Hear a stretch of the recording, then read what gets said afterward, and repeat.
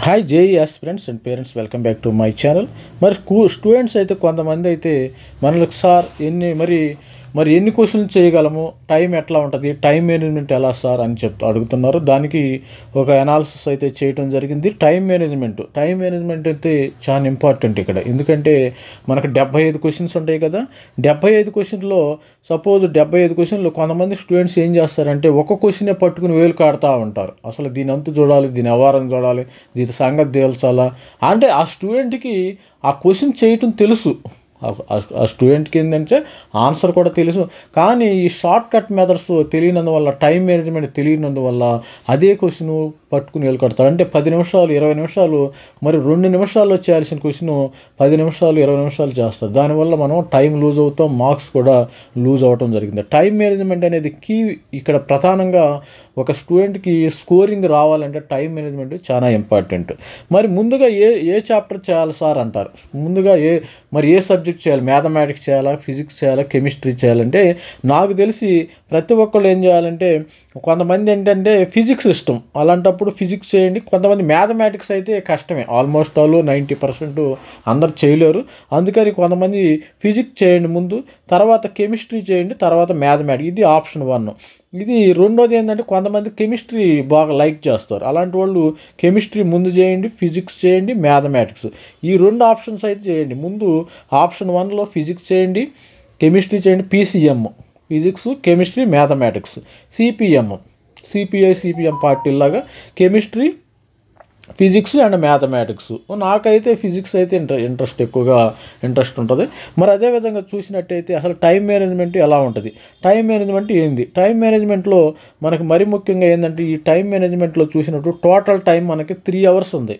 3 hours is equal to 180 minutes, 180 నిమిషాలు. Students అందరూ గమనించగలరు. మనకి మొత్తం క్వశ్చన్ ఈసారి చాయిస్ లేదు కదా, 75 క్వశ్చన్లు. ఇంతకుముందు 90 క్వశ్చన్స్ ఉండే లాస్ట్ ఇయర్, ఈసారి 75 క్వశ్చన్స్. మరి ఐడియల్ కేసులో మనకు ఐడియల్గా చూసుకొని ఒక ఐడియల్ స్టూడెంట్స్ టాపరు అన్ని 375 క్వశ్చన్స్ అటెంప్ట్ చేస్తాడు ఒక స్టూడెంట్స్. మరి 300 మార్క్స్కి అటెంప్ట్ చేస్తాడు. ఈచ్ క్వశ్చన్కి ఎన్ని నిమిషాలు కావాలంటే 180 నిమిషాలు కదా, బై 75 అంటే 2 నిమిషాల 40 సెకండ్లు, 2.4 మినిట్స్ అయితే ఈచ్ క్వశ్చన్. అంటే ఇది ఎవరైతే 1% స్టూడెంట్స్ కూడా మరి ఆల్ ఇండియాలో 300, మరి ఆల్ ఇండియాలో ఇన్ని లక్షల మంది రాస్తున్నారు. దానిలో ఒక 10 మంది 20 మంది తప్పితే మిగతా వాళ్ళు ఎవరు చేయలేరు. అంటే 99% ఇది ఎవరు చేయలేరు. 99% 375 క్వశ్చన్స్ని ఎవరు అటెంప్ట్ చేయలేరు. కానీ కొంతమంది అటెంప్ట్ చేయలేరు టాపర్స్. అందుకని వాళ్ళకి ఆల్ ఇండియా ఫస్ట్, సెకండ్ ఇలా ర్యాంకులు 100% ర్యాంకులు వస్తాయి కదా, వాళ్ళకి మాత్రం వస్తాయి. ఇదంతా మనకు అనవసరం. మనం ఏం చేసారు, ప్రాక్టికల్గా చూస్తారు. ఇది ఐడియల్ కేసు అనమాట. ఐడియల్ కేసు మనం just we can see only practicality. మనం ప్రాక్టికాలిటీ దృష్టిలో పెట్టుకోవాలి. సపోజు ఒక స్టూడెంట్ టార్గెట్ 250 మార్క్స్ అనుకుందాం. 250 మార్క్స్ కనీసం ఎన్ని చేయాలి, 180 మరి 64 క్వశ్చన్స్ చేయాలి. 64 ఇంటూ ఇది వేస్తే 256 ఎంత సంథింగ్ వస్తుంది, 256 మార్క్స్ ఇది వస్తుంది.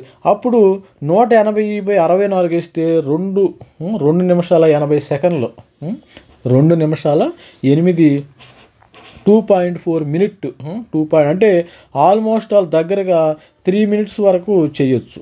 3 మినిట్స్ వరకు చేస్తే మరి ఈ కేసులో ప్రాక్టికాలిటీ వర్క్ అవుతుంది. అంటే 250 క్వశ్చన్స్, 250 మార్క్స్ కావాల్సిన స్టూడెంట్స్కి 250 మరి 64 మార్క్స్, 64 క్వశ్చన్స్ ఎవరికైతే తెలుస్తాయో, మరి క్వశ్చన్ పేపర్ ఇవ్వగానే నాకు ఇన్ని క్వశ్చన్స్ తెలుస్తాయి అని మీకు ఐడియా ఉంటుంది. మరి 64 అంటే 180 నిమిషాలు/64 అంటే ఒక్కో క్వశ్చన్కి మరి 64 క్వశ్చన్లే చేయగల వ్యక్తికి ఒక్కో క్వశ్చన్కి మరి 2 నిమిషాల 2.8 సెకండ్స్, 2.8 మినిట్స్ అంటే 2 నిమిషాల 50 సెకండ్లు అట్లా 50 సెకండ్లు అట్లా రావచ్చు. 2 నిమిషాల 50 సెకండ్లు. మరి అదే విధంగా చూసినట్టయితే కేస్ 2లో కేస్ 2లో మరి ముఖ్యంగా నా టార్గెట్ 220 మార్కులే సార్ అంటాడు క్వశ్చన్. మరి 220 మార్కులు అంటే మీరేం చేయాలి? 50 × 55 ఉంటే 220 వస్తాయి. మరి అప్పుడు ఏం చేయాలి? 180/55 అంటే ఒక్కో క్వశ్చన్కి 3 నిమిషాల 28 సెకండ్స్, 3 నిమిషాల 3.28 మినిట్స్ సాల్వ్ చేయొచ్చు. అంటే 3 నిమిషాల మరి 30 సెకండ్స్ కానీ అట్లా చేయొచ్చు. చేస్తే మీకు ఈ ప్రాబ్లం సాల్వ్ అవుతుంది. అదే కేస్ 3లో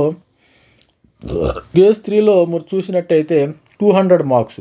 అప్పుడు నాకు 200 రావాలంటే 50 క్వశ్చన్స్ చేయొచ్చు. మరి 180/50 క్వశ్చన్లు అంటే 3.6 అంటే 3 నిమిషాల 30 సెకండ్స్. 3 నిమిషాల 30 సెకండ్స్ మాత్రమే మీరు ఈ క్వశ్చన్స్ని అటెంప్ట్ చేయొచ్చు. ఇది నాకు 200 మార్కులే రావాలంటే టైం మేనేజ్మెంట్. కేస్ 4లో నాకు టార్గెట్ 180 మార్కులే చేయగల ఒక వ్యక్తి ఏంటంటే ఆ పేపర్ చూడంగానే ఒక్కొక్క స్టూడెంట్స్కి ఒక్కొక్క విధంగా అనిపిస్తుంది. 180 మార్కులే టార్గెట్. అంటే 180/45 క్వశ్చన్ చేయాలి. ఇంటూ 4 వేస్తే 180 మార్క్స్ వస్తాయి కదా. అప్పుడు 4 మినిట్స్, 4 నిమిషాలు ఒక్కొక్క క్వశ్చన్ 4 మినిట్స్ ఆరాంగా చేసుకోవచ్చు, ఇబ్బంది ఏం లేదు. అంటే ఓవరాల్గా ఏంటంటే ఇక ఒక క్వశ్చన్ ఏంటంటే 5 నిమిషాలు పట్టవచ్చు, ఒక క్వశ్చన్ 2 నిమిషాలే పట్టవచ్చు. ఇక్కడ చెప్పగలిగింది ఏంటంటే మనం యావరేజ్కి చెప్తున్నాం. ఇదంతా యావరేజ్ అనమాట. సపోజ్ ఒక క్వశ్చన్ ఒక స్టూడెంట్ 1 నిమిషం చేసి ఇంకో క్వశ్చన్ 5 నిమిషాలు తీసుకుంటాడు. అప్పుడు యావరేజ్ టైం వస్తుంది, ఇబ్బంది ఏం లేదు. మరి కేస్ 5లో టార్గెట్ 160 మార్క్స్ అంటే ఇంటూ 4 అంటే 40 క్వశ్చన్సే చేయగలడు. అంటే ఇతను 180/40 అది 4 నిమిషాల 30 సెకండ్స్, 4 minutes 30 seconds. ఇది పాయింట్లో ఉంది కదా, దీని సెకండ్లో 30 seconds చేయొచ్చు. 160 మార్కులు. కేస్ 6లో టార్గెట్ 120 మార్కులు, 180 అంటే 30 అంటే 6 నిమిషాలు. ఒక్కొక్క క్వశ్చన్ 6 నిమిషాలు చేయొచ్చు. ఇప్పుడు చూసినట్టయితే ఈ టార్గెట్లు స్టూడెంట్స్ మరి అది చూడండి. చూసినట్టయితే ఈ టార్గెట్ ఈ 120 నిమిషాలు అనేది మీకు ఎన్ఐటీలో ఎస్సీ ఎస్టీ స్టూడెంట్స్ ఎవరైతే ఉన్నారో మీకు ఎన్ఐటీ సీట్స్ రావడానికి గ్యారంటీగా వస్తుంది, ఇబ్బంది ఏం లేదు. టైర్ 3 టైర్ 2 ఎస్సీ ఎస్టీ స్టూడెంట్స్కి వచ్చే స్కోప్ ఉంది. ఇక్కడ నుంచి ఈ 160 మార్కులు పైన ఇక్కడ అందరికీ సీట్స్ వస్తాయి ఎన్ఐటీలో. మరి ఈడబ్ల్యూఎస్ కానీ ఎస్సీ ఎస్టీ కానీ మరి ఓబీసీ కానీ ఇబ్బంది ఏం లేదు, మీరు ఎన్ఐటీకి రీచ్ అయిపోయినట్టే. 160 వేస్తే ఓన్లీ ఎస్సీ ఎస్టీకి ఛాన్స్ ఉంది. మరి 160 ఇక్కడ మీకేంటంటే టైర్ 2 ఓసీలో అయితే టైర్ 2లో ఉంది, ఎస్సీలో అయితే టైర్ 1లో సీట్స్ వచ్చే అవకాశం ఉంది. మరి అదేవిధంగా చూసినట్టయితే ఇవి కూడా ఎన్ఐటీలు, అందరూ ఎన్ఐటీలో కొన్ని ఓసీలు T1 tier 1 NIT, tier 2 tier 3 NIT. Tier 3 ఎన్ఐటీలో ఇక్కడ మీకు టైర్ 3 ఎన్ఐటీలో ఓసీకి సిఎస్సి వచ్చే అవకాశం ఉంది. ఇక్కడ టైర్ 1లో ఎన్ఐటీలో సిఎస్సి రాదు. యూ వోంట్ గెట్ ఈసీ కానీ EEE కానీ ఈ మార్క్స్కి వచ్చే ఛాన్స్ ఉంది. ఇక్కడ అన్నిటిలో కూడా టైర్ 1 ఎన్ఐటీలో రావచ్చు. మరి సిఎస్సి సీట్స్ కానీ ఈసీఈ సీట్స్ కానీ వచ్చే మరి artificial intelligence, machine learning, mathematics and కంప్యూటింగు ఇక్కడ కూడా రావచ్చు. ఇంక ఇవన్నీ టైర్ 1 ఎన్ఐటీల్లో మీకు స్కోప్ ఉంది. ఎన్ఐటీకి ఆల్మోస్ట్ ఆల్ మీరు హ్యాపీగా అడ్వాన్స్డ్ ఎగ్జామినేషన్ రాసేసుకోవచ్చు. ఇక్కడ 250 మార్క్స్ వచ్చినాయి. ఇక్కడ టైర్ 1 ఎన్ఐటీ, మరి తిరుచి కానీ మరి వరంగల్ కానీ రూర్కెలా కానీ ఈ విధమైన సిఎస్సి డిమాండ్ చేయొచ్చు. You can demand your CSC seats, only CSC seats కానీ ఆర్టిఫిషియల్ ఇంటెలిజెన్స్, మెషిన్ లెర్నింగ్ కానీ ఇన్ఫర్మేషన్, మ్యాథమెటిక్స్ అండ్ కంప్యూటింగ్ కానీ ఇలా రావచ్చు. ఇక్కడ మరి ఇప్పుడు ఇవి 300 మార్క్స్ వచ్చిన అతను వీళ్ళందరూ సపోజ్ ఈ ఐడియల్ కేసులో 300 మార్క్స్ ఎవరికైతే వస్తాయో వీళ్ళకి 100% గ్యారంటీ. వీళ్ళకి ఏదైనా రావచ్చు, వీళ్ళు కోరుకున్న చోట సీట్స్ వస్తాయి గ్యారంటీగా. మరి వీళ్ళందరూ అడ్వాన్స్కి వెళ్ళొచ్చు. మరి ఐఐటీలో ఎక్కడైనా రాయొచ్చు. All the best student. This is the time management గురించి నేను బ్రీఫ్గా ఎక్స్ప్లెయిన్ చేశాను.